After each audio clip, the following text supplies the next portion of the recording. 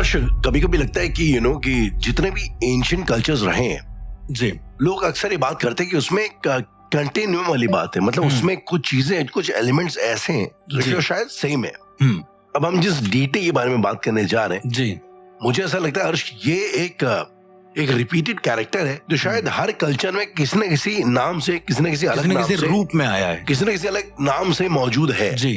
अब आप चाहे ग्रीक माइथोलॉजी ले लें तो उसमें ज़्यूस है, रोमन माइथोलॉजी ले लें तो उसमें जुपिटर है, नॉर्स ले लें तो उसमें थॉर है, स्लाविक में पेरून है, इवन इजिप्शियन में अमून है, इवन बुद्धिज्म में साखरा करके है, और जिसे हम हिंदुइज्म में बुलाते हैं Indra the god, the king of स्वर्ग लोग, हेवन का राजा, जिसके पास the god of thunder, the god of rain, सारे देवों का देव। मुझे ऐसा लगता है कि क्योंकि जितनी भी एंशिएंट सिविलाइजेशंस थी वो ज्यादातर के एग्रीकल्चर बेस्ड थी, तो सबके लिए बारिश की एक अलग अहमियत थी। तो इस करके शायद हो सकता है कि जब भी गॉड्स बनाने की बात हुई होगी तो अग्नि, हवा और पानी की बात सबसे ज्यादा जरूरी चीज जिसको लोगों को ध्यान में आई होगी वो शायद बारिश ही आई होगी। इस करके सबने जो है, और इन सारे पैंथियंस में, सारी माइथोलॉजीज में ये king of the particular heavens माना जाता है, मतलब प्रधान माने जाते हैं, एक तरीके से जाता है, प्राइम माने जाते हैं। यहाँ पे इंडिया में खास बात और है कि इंद्र का और एक और मतलब होता है आपकी इंद्रियां, यानी कि आपके सेंसेस।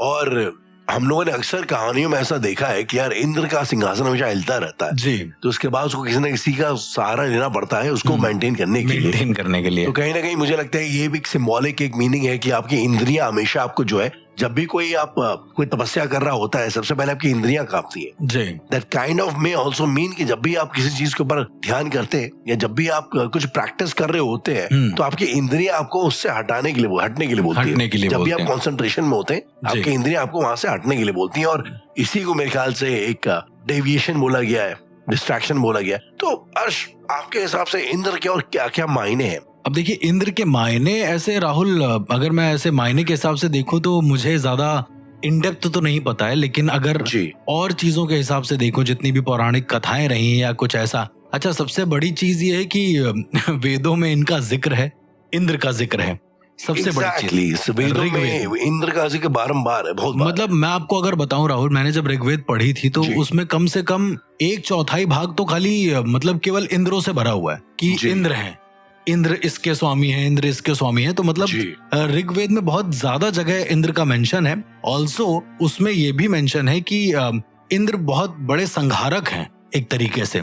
अब आपने राहुल जितनी बार भी सुना, मैं आपसे पूछना चाहूंगा कि कभी भी जब कभी इंद्र भगवान या जितने भी हमारे लिसनर हैं उन्होंने जब कभी इंद्र भगवान की कहानियां सुनी है, ठीक है, तो उन्होंने यही सुना होगा ना कि उन्होंने किसी न किसी से मदद मांगी, फिर उसके बाद वो बच गए, वो मदद मांगने के लिए रेडी रहे। इंद्र जो है ना गलत कामों में हमेशा आगे रहते थे। चाहे वो गौतम जी की वाइफ जो थी उनकी अहिल्या के साथ उनके अफेयर की बात हो, या चाहे किसी के भी, मतलब जी, सोमरस का पान करते रहते थे, सोमरस का पान करते रहते थे, लड़कियों के पीछे भागते थे, तो मतलब इस किस्म की छवि, ऐश्वर्य चाहिए था, धन। मुझे ऐसा लगता है कि पोस्ट वैदिक हिंदुइज्म में काफी चीजें जो थी वैदिक टाइम की काफी बदल दी गई। काफी जो हीरो था वैदिक टाइम का इंद्र, उसको अभी शायद एक का नॉट एग्जैक्टली विलन बट एक साइड हीरो या एक साइड विलन टाइप का कुछ बना दिया गया, काइंड ऑफ मुझे ऐसा लगता है। क्योंकि राहुल, जब सोमरस की बात आती है, लोग कहते हैं कि वो मदिरा पान कर रहे थे स्वर्ग में बैठ के, बट ऐसा नहीं है, वो सोमरस का पान कर रहे थे। अब सोमरस अपने में एक ऐसी चीज है, मतलब ऐसा वेदों में भी वर्णित है कि सोमरस का पान करने से मतलब फुर्ती आती है, स्फूर्ति आती है शरीर में, अवेकन होते हो। एग्जैक्टली, मतलब ऐसा कहा जाता है कि एक बार इंद्र ने कम से कम 24 नदियां सुखा दी थी सोमरस की पीकर। और वो पिया क्यों था? क्योंकि उन्होंने व्रत करके, एक असुर था, दैत्य था, उसका वध किया था, और वो इतने ज्यादा एग्जॉस्ट हो गए थे कि उन्होंने केवल सोमरस वो पीते रहे थे कम से कम वर्षों तक। तो ये मतलब ये भी एक तरीके की कह सकते हैं कि मान्यता है, मत है कि इंद्र शराब नहीं पीते, वो सोमरस पीते हैं जस्ट टू कि वो ठीक रह सके। आई मीन अब सोमरस, लेकिन मुझे लगता है जो नॉर्मल पब्लिक अंडरस्टैंडिंग है वो शायद शराब की ज्यादा है। जी, मुझे भी ऐसे लगता है। प्रॉब्ली हमें लगता है सोमरस के ऊपर हम लोग अलग से डेडिकेटेड एपिसोड कर लेंगे जिसमें सोमरस के बारे में बात करेंगे, बिल्कुल, कि बेसिकली होता क्या है।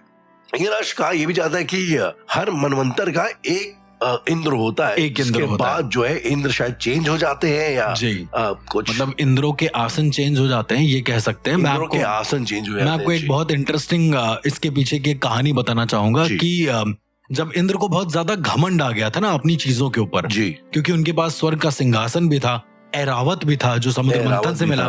तो बहुत सारी चीजें थी जो धन वैभव ऐश्वर्य के साथ साथ उनके पास अस्त्र भी था। कहते हैं ना, जब इंसान के पास सब कुछ आ जाता है तो उसको पता नहीं होता है कि अब मतलब उसकी बुद्धि भ्रष्ट होती है, बस विवेक कम था सारे देवताओं से। ऐसा कहते हैं एक मत के अनुसार कि इंद्र के पास विवेक कम था, इसीलिए उनके जो जितने भी देव थे, वरुण देव, बाकी के जितने भी देव थे, सोमदेव, मंगल देव, तो वो सारे ज्यादा प्रबल थे इंद्र देव से, ऐसा कहते हैं। ओके। तो इंद्र का दिमाग एक बार बहुत ज्यादा फिरा और वो लड़ने चला गया था, ऐसा कहते हैं, त्रिदेवों से। ये शुरुआत की बात है राहुल। कि मतलब उसको लगता था कि सिर्फ वही स्वर्ग के सिंहासन पर बैठा है तो सबसे ऊपर वही है। ऑल्सो इंद्र जी का जो मुकुट है वो भी अपने आप में एक बहुत अलग टॉपिक बन सकता है पूरा का पूरा। और उनका वज्र एक अलग टॉपिक बन सकता है, वज्र भी टॉपिक बन सकता है जो दधीची जी की अस्थियों से बना था जी। तो जब उनको पहली बार ये लगा कि वो अजय हैं, उनके पास अस्त्र नहीं थे उस वक्त ज्यादा, तो वो चले गए ऊपर, मतलब ब्रह्मा, विष्णु और महेश से लड़ने। तब उन्होंने बोला कि तुम हो कौन से इंद्र, पहले ये बताओ। मतलब विष्णु जी ने बोला कि तुम इंद्रों में कौन से इंद्र हो। तो विष्णु जी तो इंद्र कहता है कि मैं मतलब स्वर्ग का देवता हूँ जिसे इंद्र कहते हैं। तो विष्णु जी कहते हैं तुम्हारे जैसे अनंत इंद्र अभी भी मौजूद हैं, और शायद उस समय वहां पर कोई इंद्रों की सभा लग रही थी विष्णु जी के पास। तो उस समय पर उन्होंने दिखाया कि एक इंद्र के अलावा अनंत इंद्र मौजूद हैं जो तुम्हारे ही आसपास घूम रहे हैं, जो अनंत ब्रह्मांडों के इंद्र हैं एक तरीके से। अच्छा, एक बड़ी ही अजीब सी चीज ये है कि उनमें से कुछ इंद्रों के पास सुदर्शन चक्र था और कुछ के पास त्रिशूल था और कुछ के पास वज्र था।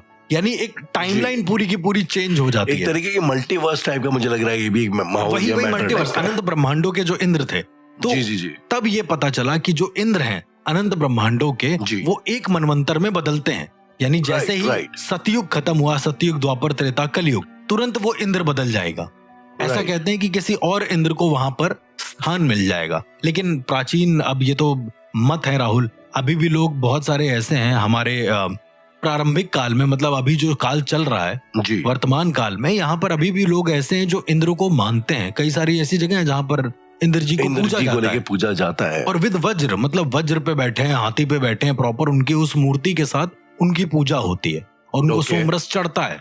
मुझे ऐसा लगता है कि प्रॉब्ली एक दौर पे इंडिया में भक्ति मूवमेंट शुरू हुआ था, जिसके बाद जो ये पौराणिक डीटीज है उनकी पूजा पाठ का शायद कल्चर या प्रचलन ज्यादा। वैसे अगर आप देखो अर्चना, मुझे ऐसा लगता है कभी कभी कि जो भक्ति है, जो रिलीजन है, जिसे हम आज हिंदू रिलीजन बोलते हैं, इसमें भी काफी इवोल्यूशन वक्त सा होते आए जी। अगर आप देखोगे बुद्धिज्म फॉर एग्जांपल, मुझे ऐसा लगता है कि एक दौर में जब चोल साम्राज्य जब बना था, उस टाइम पे बुद्धिज्म आहिस्ता आहिस्ता एक सरफेस मारना शुरू हुआ, मतलब बढ़ रहा था। एक ज्यादा एक तरीके का कल्ट था। जैसे हर एक सोसाइटी में कल्ट टाइप की नई चीज आती है, उसी तरीके से बुद्धिज्म में एक तरीके का कल्ट था जिसने नए नए लोगों को, जो काफी लोग काफी विधानों से परेशान हो गए थे, उनको अट्रैक्ट करना शुरू किया। मोर लाइक ए पॉलिटिकल एक फोर्स भी एक तरीके से जो कहा जाता है।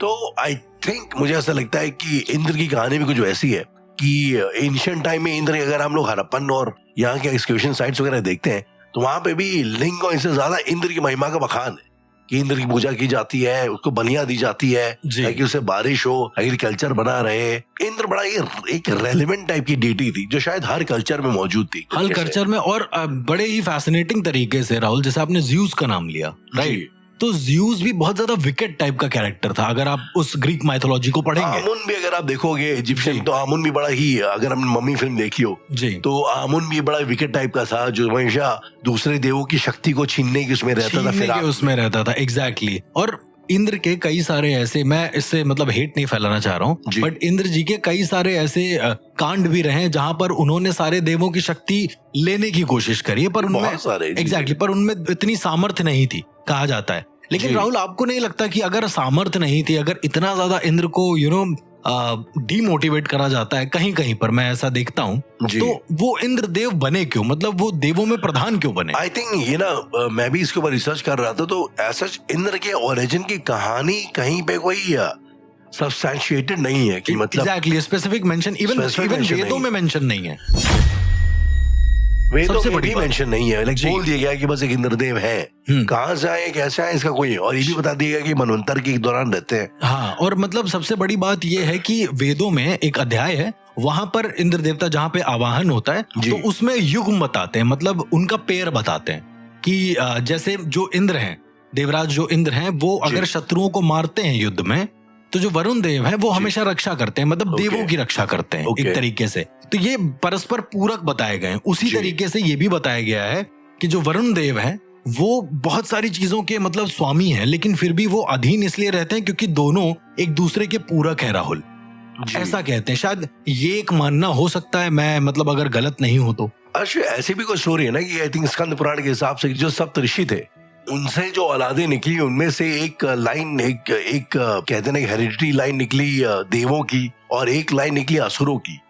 क्या ऐसी भी कोई एक स्टोरी है? मतलब ऐसा ये एक मत है अगेन कि मतलब इस तरह से ये लाइन निकली और उसके बाद वहां से फिर देव और असुर का जन्म हुआ। एक और भ्रांति है, अब इसको भ्रांति कह ले मत कह ले, लेकिन बहुत रेलेवेंट मत है राहुल। आपने अदिति और अदिति के बारे में सुना होगा, जिससे देव और असुर मतलब जन्मे। जो दीति थी शायद वो देवों की माँ थी, अदिति असुरों की माँ थी, और इसी से कई सारे कॉन्सेप्ट निकले। तो अगेन ये भ्रांति है क्योंकि वेदों में ऐसा मेंशन नहीं है कि मतलब इंद्र कहाँ से हैं और क्या है, लेकिन बहुत सारी पुराणों में ये मेंशन है कि भैया जो इंद्र हैं वो दिति के पुत्र हैं इतने सारे।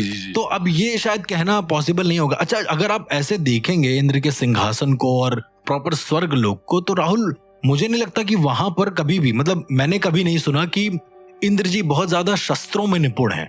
कभी भी नहीं सुना मैंने, मतलब मैंने बहुत बार रिसर्च करने की भी कोशिश करी, क्योंकि अभी हम लोग थोड़ी देर पहले ये बात कर रहे थे कि जो देवता होते हैं वो बहुत ज्यादा निपुण होते हैं शस्त्र विद्या में। तो क्यों, उनके पास वो था ना अपना ये वज्र था, लेकिन वो वज्र को सिर्फ फेंकते थे, वज्र पे मंत्र करके वो वज्र को फेंकते थे, जैसे ब्रह्मास्त्र। आपने कोई मंत्र पढ़ा और वज्र को फेंका, वो लड़ते नहीं थे वज्र से, बिकॉज वज्र का सीन ये था कि वो जाता है और प्रहार कर देता है। आपने हनुमान जी की तो वो कथा सुनी होगी ना, जिसपे हनुमान जी की ठुड्डी में वो इंद्र वज्र मार देते हैं और बहुत ज्यादा हनुमान पड़ जाता है। जी, तभी से उनका नाम हनुमान पड़ जाता है। तो ये जो कथा थी वज्र मारने की या फिर इस तरह से, उस दिन के बाद से ब्रह्मा जी ने ये कहा कि तुम अपने वज्र को समय समय पर ही चलाओगे, अगर इससे ज्यादा तुमने इसका उपयोग करा। और ऐसा भी कहते हैं एक मत के अनुसार कि वो वज्र चलाना भूल गए थे। इसके बाद उन्होंने वज्र को खो दिया था। एक असुर था जो वज्र चुरा कर ले गया था राहुल, एक मत के अनुसार।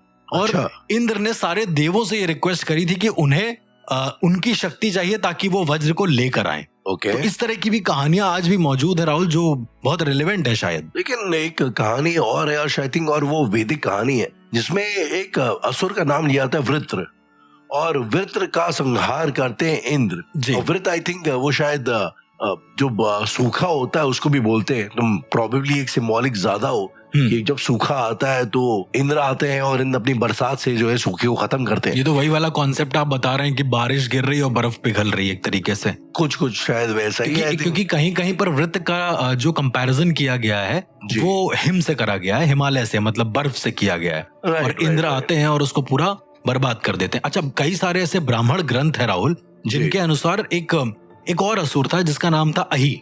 ठीक है, वो सर्प के समान था। तो वो क्या काम करता था कि जब भी कभी इंद्र बारिश करते थे, वर्षा करते थे, तो वो पूरे फन को अपना पूरी बॉडी को वैसा करके सारे पानी को सोख लेता था अपने पास। और उसका भी वध किया था इंद्र ने, ऐसा एक मत के अनुसार कहा गया है।